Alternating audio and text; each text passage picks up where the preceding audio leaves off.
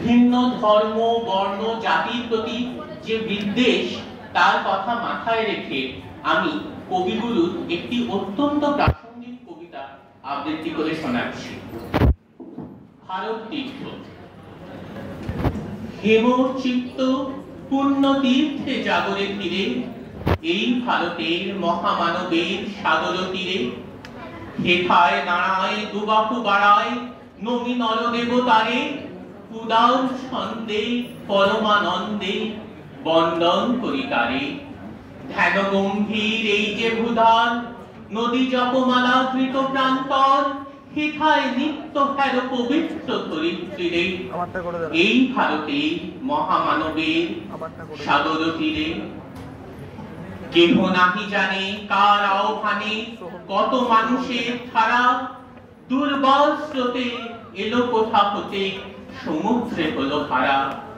হেথায় আর্য হেথা অনার্য হেথায় দ্রাবিড় চীন সব কুন্দল পাঠান মোগল এক দেহে হলো লীন।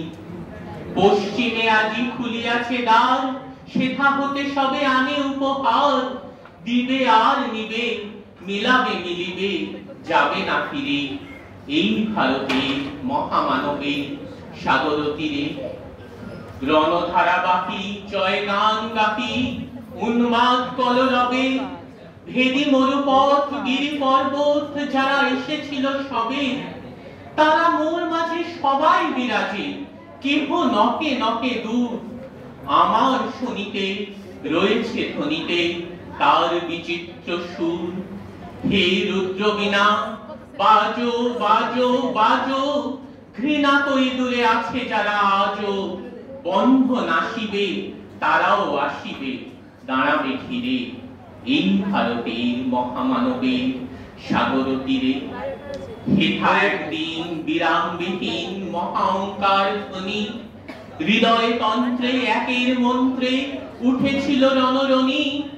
তপস্যা বলে একের অনলে বহুরে আহুতি দিয়া বিভেদ ভুলিল জাগায় তুলিল একটি বিশাল হিয়া।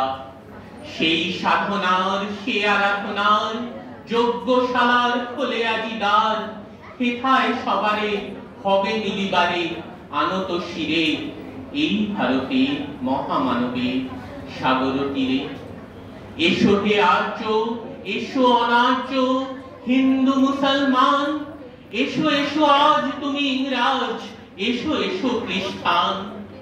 এসো ব্রাহ্মণ সূচি করি মন ধরো হাত সবাকার।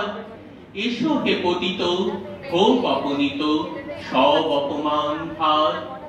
মার অভিষেকে এসো এসো তরা মঙ্গল হয় নিজে ভরা সবার পরশে পবিত্র করা তীর্থ নীরে আজি ভারতে মহামানবের সাগর তীরে।